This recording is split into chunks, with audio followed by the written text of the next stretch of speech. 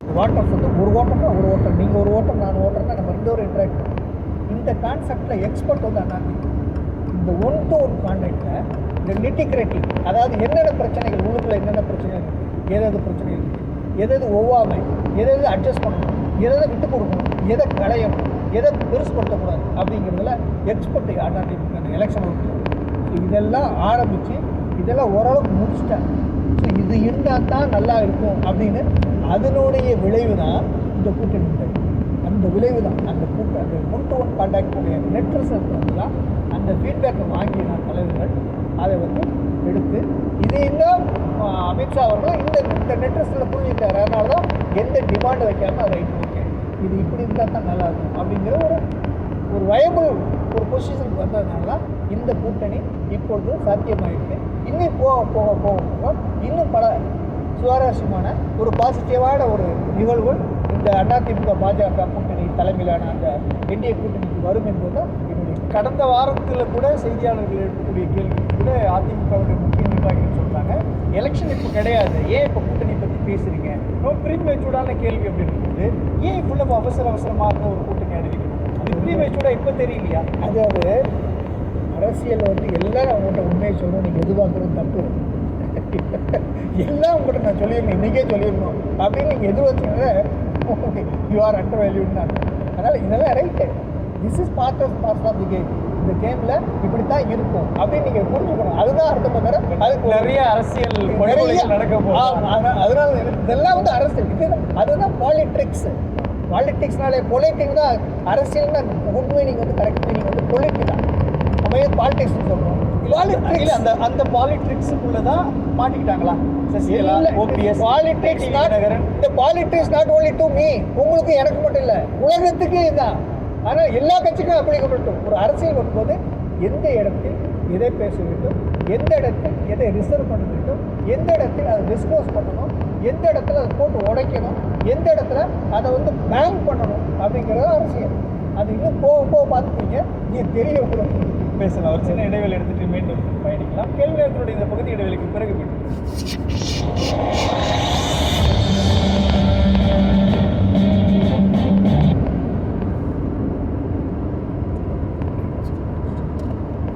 நேரம் தினமும் இரவு 7 மணிக்கு விளம்பரம்.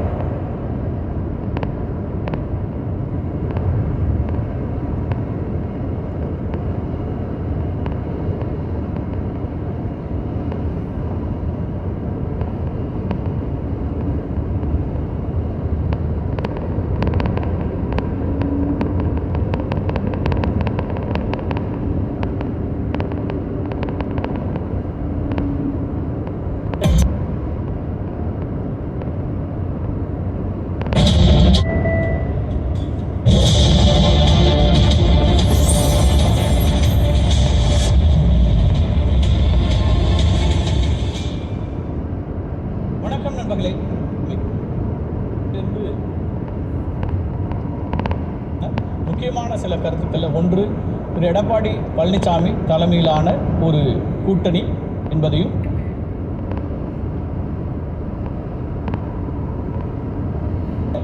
அதிமுக பாஜக கூட்டணி ஆட்சி என்கிற இடத்தில் அறிவித்த அமித்ஷா யாருக்கு நெருக்கடி என்கிற ஒரு தலைப்பில் தான் விவாதிக்க இருக்கின்றோம்.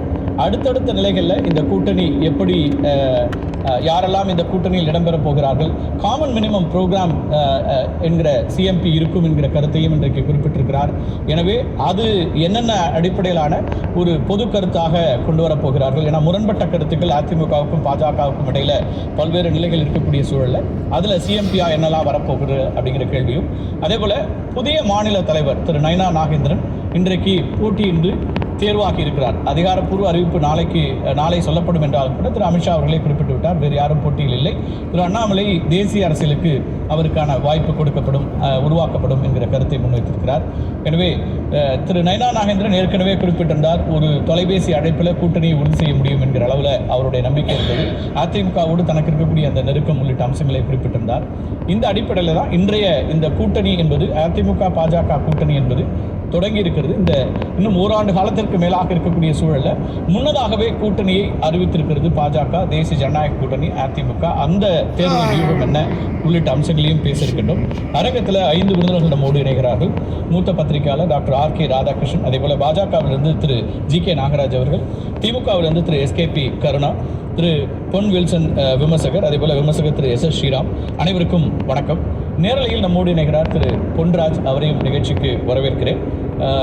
மேலும் இந்த சொல்லதிகாரம் நிகழ்ச்சி 9 மணி வரை நீடிக்க இருக்கிறது. மேலும் சில விருந்தினர்களும் கலந்து கொள்ள இருக்கிறார்கள்.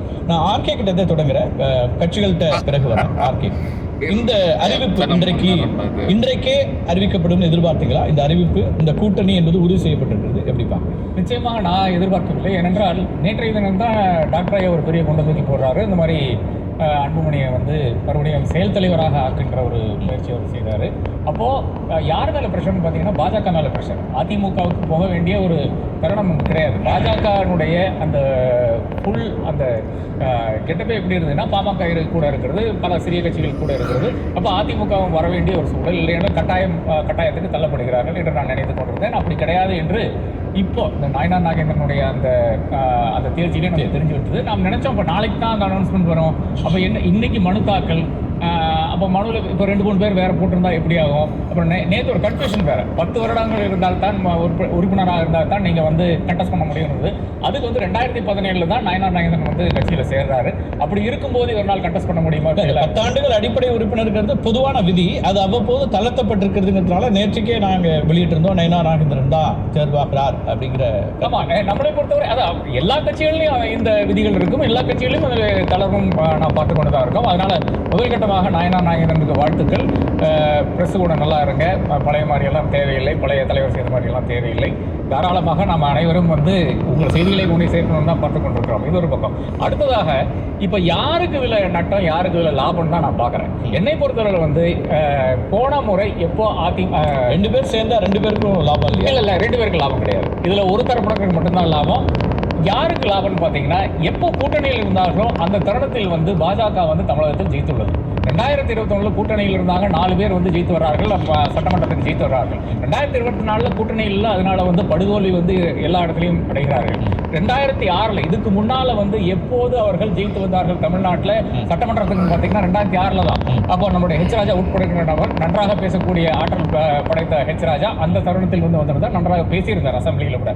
நான் பல முறை உட்கார்ந்து ரசித்திருக்கிறேன். அப்போ அந்த தருணத்தில் தான் வந்திருக்காங்க. அப்போ 2006க்கு பிறகு அசம்பிளிக்கு ஒரு பாஜக நபர் வருகிறது 2021 தான். அது 2006 திமுக கூட கூட்டணி இருந்தாங்க, அதனால ஜெயித்து வந்தார்கள். 2021 வந்து அதிமுக கூட இருந்தார்கள், ஜெயித்து வந்தார்கள். அப்போ லாபம் யாருக்குன்னு பார்த்தீங்கன்னா 2026 நடக்கிற தேர்தலுக்கு நிச்சயமாக பாஜகவுக்கு இது லாபம். இல்லை, வின்-வின் சிச்சுவேஷன் ஃபார் போத் தான் திரு அமித்ஷாவும் சொல்றாரு. 2 பேருக்குமான வெற்றி லாபம் அப்படிங்கிற இடத்துல இருந்து இது அடங்குறோம். ஆமாம், அது நிச்சயமாக அது பாஜக தரப்புல இருந்து பார்க்கும்போது அப்படித்தானே இருக்கும். அது கிட்ட ஒரு பாவம் உட்காந்துருக்காரு, ஒரு வார்த்தை கூட பேசலையே. யார் தமிழ்நாட்டில் வந்து என்டிஏனுடைய தலைவர்? இது மிக தெளிவாக அமித்ஷா சொல்றாரு, EPS தலைமையில தான் இங்க கூட்டணிங்குது. ஆமா, அப்புறம் ஏன் அந்த தலைவர் ஒரு வார்த்தை கூட பேசலன்னு எனக்கு புரியலையே. அதாவது ஒரு மேடை இருக்கிறது, பாஜகவுடைய மாநில தலைவர் இருக்கார், பாஜகவுடைய தேசிய தலைவர்கள் ஒருவரான அமித்ஷா இருக்கிறார். என்னை பொறுத்தவரை பாஜகவுடைய தேசிய தலைவர் தான் அவர், டிஃபாக்டோ அண்ட் டிஜூரே அவர் தான் என்று வைத்துக் கொள்ளலாம். இந்த பக்கம் தேர்தல் தலைவர்னு வச்சுப்போம், தேர்தல் களங்கள்ல அவர் இருப்பார். ஆமா, தேர்தல் தலைவர்னு எடுத்துக்கலாம். இந்த பக்கம் எடப்பாடி இருக்கார். எடப்பாடி என்னை பொறுத்தவரை ஆல் இந்தியா அண்ணா திராவிட முன்னேற்ற கழகம். அண்ணா திராவிட முன்னேற்ற கழகம் கிடையாது, அது வந்து எம்ஜிஆர் இன்னைக்கே மாத்திட்டாரு. It is an all India party. அந்த ஆல் இந்தியா பார்ட்டியினுடைய தலைவர் இருக்காரு. அது அவர்கள் தான் இந்த கூட்டணியினுடைய தலைவர் என்று அறிவிக்கிறது யாரு? இன்னொரு தேசிய தலைவர் அறிவிக்கிறார். இவர் தான் முதலே தொடங்கி இருக்க வேண்டும், இவர் தான் முதலே பேசி இருக்க வேண்டும். ஏதோ பொம்மை மாதிரி கிட்ட உட்கார்ந்து என்ன அர்த்தம் எனக்கு புரியல. அப்போ எப்படி சொல்ல முடியும்? ஒரு முடிவு எடுக்கிறாரு, ஒரு தலைமையா, ஒரு கட்சியா, ஒரு வியூகம் வச்சுதான் அங்க போயிருப்பாரு. 2 வார்த்தை பேச வேண்டாமா? மும்மொழி கொள்கை என்ற ஒரு வார்த்தையை பத்தி பேசுறாரு. இதெல்லாம் வந்து திசை திருப்பு என்ற விளையாட்டு என்று கூறுகிறார். ஆமா, இவர் சொல்லிருக்கலாம், திமுக திசை திருப்பதற்கு தான் இந்த இஷ்யூ எடுத்திருக்கிறது. ஆனால் மும்மொழி கொள்கையில எங்களுக்கு உடன்பாடு இல்லை என்று கூறியிருக்க வேண்டுமா வேண்டாம் ப்ரோக்ராம் சொல்றாரு அவரு. இல்ல, இவரை உட்கார வச்சு அது பண்ணுங்களேன்னு. அது இருக்கும் போது ஏன் இந்த பேச்சு? அப்புறம் ஏன் ஹிந்தியில பேசுறீங்க? எடப்பாடி பழனிசாமிக்கு புரியுமா? இல்ல பிரஸுக்கு புரியுமான்னு கேட்கிறேன். எடப்பாடி பழனிசாமிக்கு ஹெட்போன்ஸ் மாட்டல, இது பார்லிமெண்ட் கிடையாது. அப்போ என்னை பொறுத்தவரை எல்லாமே வந்து எடப்பாடி பழனிசாமி இழிவுபடுத்துகிற விதமாக இருந்தது. என்னை பொறுத்தவரை அதிமுகவுக்கு பெரும் நட்டம் தான் இல்லை. நான் முன்னே ஒரு 10 மாதம் முன்னாடி வருகின்ற காலகட்டத்தில் பார்த்தீங்கன்னா, அதாவது 2021 தேர்தல் முடிந்து நாம் பார்த்து கொண்டிருந்தோம். அந்த தருணம் வரை என்னுடைய ஒரு கணிப்பு என்னன்னா, அதிமுக வந்து ஒரு wholly own subsidiary company of பிஜேபின்னு பல முறை நான் கூறியிருக்கேன். 2019 தேர்தலோட இந்த கருத்தை நான் தெரிவிச்சிருக்கேன். அந்த இடத்துக்கு தான் மறுபடியும் போய் நிற்கிறோம். அதிமுக எந்த அடிப்படையில் இந்த தலைவர் வந்து இப்படி போய் சேர்ந்தார் என்று தெரியவில்லை. ஒரு வருஷம் இருக்கு தேர்தலுக்கு, நீங்க உங்களுடைய ஆப்ஷன்ஸ் வந்து நீங்க எக்ஸ்ப்ளோர் பண்ணிருக்கலாம். அது கூட செய்யவில்லை. இப்போ விஜய் வந்து 12% 18% சொல்றாங்க. நமக்கு தெரியாது, பலர் வந்து சர்வே எடுக்கிறார்கள். இந்த சர்வேனுடைய வெளிச்சத்தை தான் பலரும் கூறுகிறார்கள். நிச்சயமாக ஒரு வாக்கு வங்கி இருக்கிறது. குறிப்பாக 1995க்கும் 2007க்கும் இடையில் பிறந்த, அதாவது 18 வயசுக்கும் 30 எத்தனை பேர் வருவாங்கன்னு சொல்ல முடியாது. எத்தனை பேர் வந்து அப்படிங்கிறது. ஆமா. அப்போ இதுல நீங்க ஒரு விமர்சனம் வைக்கிறீங்க, அவர் சத்தமே இல்லாம அமர்ந்திருந்தார் திரு எடப்பாடி பழனிசாமின்னு. இன்னைக்கு பேசல, ஏன் பேசவில்லை என்பது ஒரு கேள்வி. அது நம்ம மற்ற விருந்தினர்களையும் கேட்கலாம். ஆனா ஒரு விஷயம் நடந்திருக்குது. கூட்டணிக்காக திரு எடப்பாடி பழனிசாமி திரு அமித்ஷாவை சந்திப்பதற்கு, கூட்டணின்னு சொல்றதுக்கு முன்னாடி மாநில தலைமை மாற்றப்பட்டிருக்கு. அவர் என்ன சொன்னாரு, அண்ணாமலை இருக்கிற வரைக்கும் கூட்டணி இல்லைங்கிற இடத்துல இருந்தாங்க. அந்த மாற்றத்தை அவர் செய்திருக்கிறார். அவருக்கு நடந்திருக்கிறது அப்படின்னா இந்த இடத்துல திரு எடப்பாடி பழனிசாமி வந்து சத்தமில்லாமல் இருக்கிறார்னு சொல்ல முடியுமா, அல்லது சைலண்டா ஒரு வேலை நடந்திருக்குன்னு பார்க்கணும். இல்ல, இது கூட செய்யாவிட்டால் நிச்சயமாக இந்த கூட்டணியை ஜெல்லாகாது. ஏன்னா அண்ணாமலையோட கேரக்டர் நமக்கு எல்லாருக்கும் தெரியும். அண்ணாமலையை பொறுத்தவரை அந்த கட்சி முதன்மையா இருக்க வேண்டும், நான் முதன்மையா இருக்க வேண்டும் என்று நினைத்து பயணிக்கின்ற ஒரு நபர். அந்த இடத்துல யாருக்குமே வேற செகண்ட் பிளேஸே கிடையாது. இப்ப நாயனார் நாகேந்திரன் என்ற நபர் வந்து நம்ம வந்து எந்த டைம்ல பார்த்தோம், எம்எல்ஏ ஆன பிறகுதான் ஒரு வெளிச்சம் வருகிறது அவருக்கு. 2017 இருந்து கட்சியில தான் இருக்கிறார். 2020 வந்து இவர் தலைவர் ஆகிறார், நம்மளுடைய அண்ணாமலை வந்து தலைவர் ஆகிறார். அதன் பிறகு கூட ஒரு முக்கியத்துவம் இல்லாம கிட்ட கூட நிக்காம, இது சமீப காலத்தில் மட்டும்தான் அவர் வந்து பல பிரஸ் கான்ஃபரன்ஸ்ல பார்த்திருக்கோம். அதுவும் குறிப்பாக எல்லா இஷ்யூஸ்லயும் யார் பேசுவாங்க மட்டும் அண்ணாமலை மட்டும் தான் பேசுவார். அப்ப அவர் தான் தலைவரா இருந்தாரு. இல்ல அது வேற யாரும். இப்ப திமுக எடுத்துங்க, திமுக முக ஸ்டாலின் மட்டும் தான் பேசுவாரா? எத்தனையோ பேர் பேசுவாங்க. அது அப்கோர்ஸ் அதுல பிரச்சனையும் வருகிறது. பட் அது மேடை பேச்சாக எடுத்துக்கொள்ளலாம். பட் பல இடங்கள்ல இப்ப தங்கதண்டன்ஸ் ஒரு இஷ்யூல பேசுறாரு, பிடிஆர் ஒரு இஷ்யூல பேசுறாரு. அந்த மாதிரி பாஜகவில் எவ்வளவோ நபர்கள் இருக்கிறார்கள். ஆனால் அந்த நபர்களை எல்லாம் அடையாளம் காட்டாமல், இல்லை என்றால் அவர்கள் முன்னே வராமல் நிற்கிறதுக்கு காரணம் என்னவென்றால் ஒரு அண்ணாமலை. ஏன் உங்களுக்கு தமிழிசை நினைவுக்கே வரல? அவங்க தினம் பத்திரிகையாளர் சந்திப்பு பேசித்தான் இருக்கிறாங்க சார். கவர்னராய் போயிட்டாங்க. பிறகு வந்து சொல்றேன், அது பிறகுதான். அப்போ என்னை பொறுத்தவரை அந்த கட்சியை பொறுத்தவரை அவர் அண்ணாமலை தன்னை முதன்மைப்படுத்திக் கொண்டிருந்தார். அந்த ஒரு முதன்மைப்படுத்துறேன்னு சொன்னாரு. எனக்கு கட்சி முக்கியம், இப்ப வந்து தேசம் முக்கியமா கட்சி முக்கியமான, நான் தேச நலன் அப்படின்ட்டு போறேன்றதா கடைசியா அவர் சொன்ன கருத்து. இந்த விஷயத்துல தேச நலன்னா மந்திரி ஆவாருன்னு அர்த்தம், அப்படி வச்சுக்கலாம். அது ஒரு பக்கம் இருக்கட்டும். அப்போ அதிமுகவுக்கு இந்த மாதிரியான ஒரு நபர் கூட நிச்சயமாக ஜெல்லாக. இப்ப இன்னைக்கே பாருங்களேன், நாயனார் நாகேந்திரன் என்று ஒரு பிரசிடென்ட் ஆகிறார் பாஜகவினுடைய. ஒரு கொண்டாட்டம் கிடையாது, ஒரு இது என்னை பொறுத்தவரை இது அதோட முதன்மையான இன்னொரு செய்தி வந்துச்சு, பாஜக அதிமுக கூட்டணி என்ற ஒரு செய்தி வந்துருச்சு.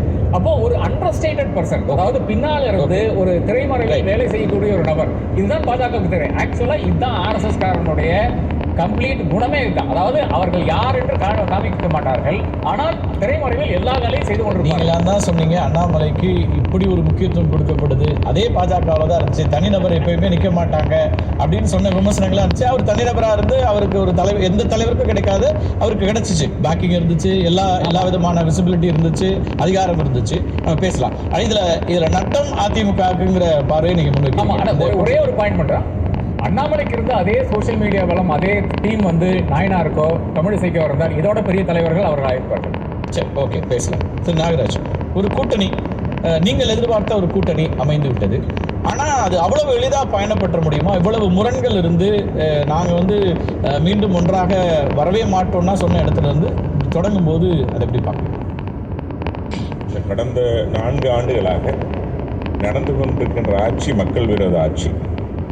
இந்த ஆட்சி நீக்கப்பட வேண்டும், தூக்கி எறியப்பட வேண்டும் என்பதில் அமித்ஷா அவர்கள் ரொம்ப தெளிவாக இருந்தாங்க.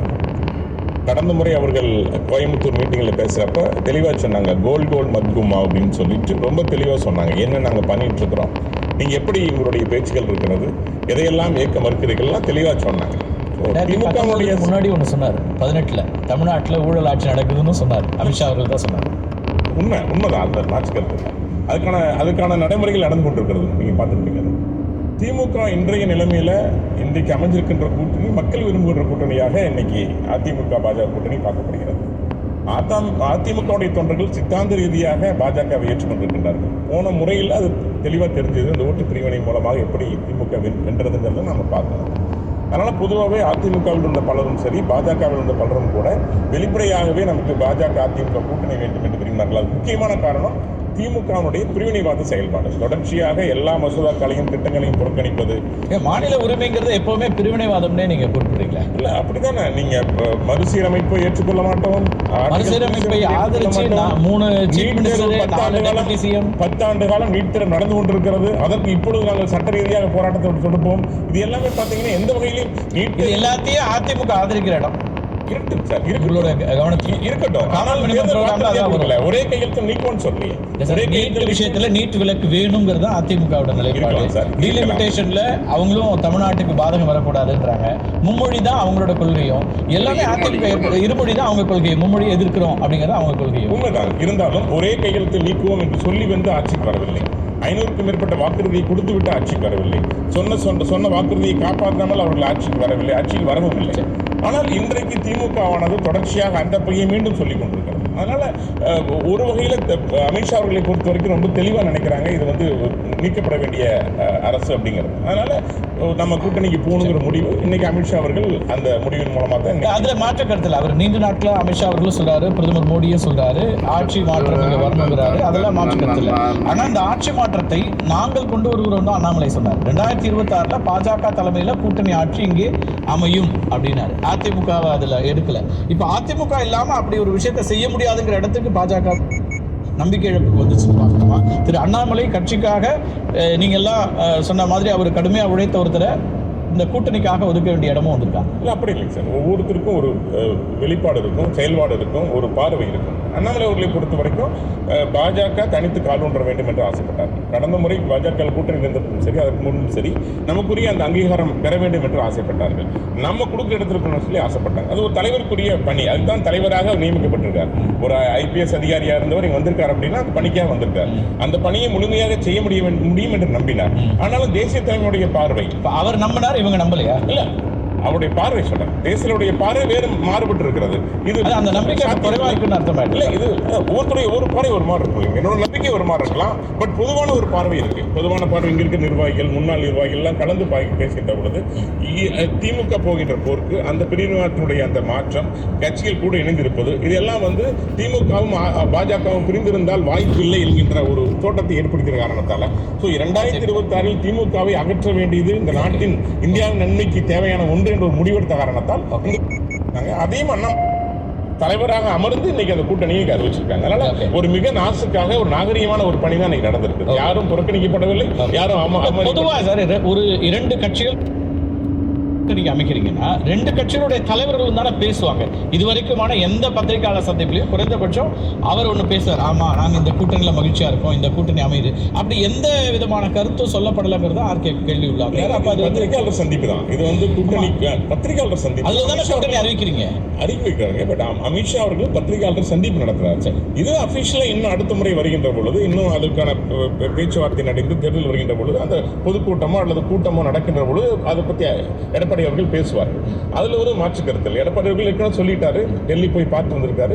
இன்னைக்கு அமித்ஷா அவர்கள் வந்திருக்காரு, மரியாதை நிமித்தமாக அந்த கூட்டணி அறிவிக்கப்படுகின்றது. அடுத்த கட்டமாக அவரே சொல்லிட்டார், காமன் ப்ரோக்ராம் போடுவோம், அதுல பல விஷயங்கள் உடன்பாடு இருந்தாலும் பத்தி பேசுவோம். அதே போல எடப்பாடி அவர்கள் தான் இதுக்கு தலைமை தாங்குவார் அப்படிங்கிறத தெளிவுபடுத்திட்டு போயிட்டாங்க. அதனால ஒன்று. ரெண்டாவது, இந்த நாள் வந்து ஒரு கடைசி வரைக்கும் குழப்பம் ஏதாவது இருந்துச்சா? ஏன்னா செய்தியாளர் சந்திப்புல முதல்ல தேசிய ஜனநாயக கூட்டணி அப்படின்னு பேனர் இருந்தது, அதுக்கு பிறகு பாஜகன்னு பேனர் மாறிச்சு, அதுக்கு பிறகு திரும்ப தேசிய ஜனநாயக கூட்டணி இருந்துச்சு.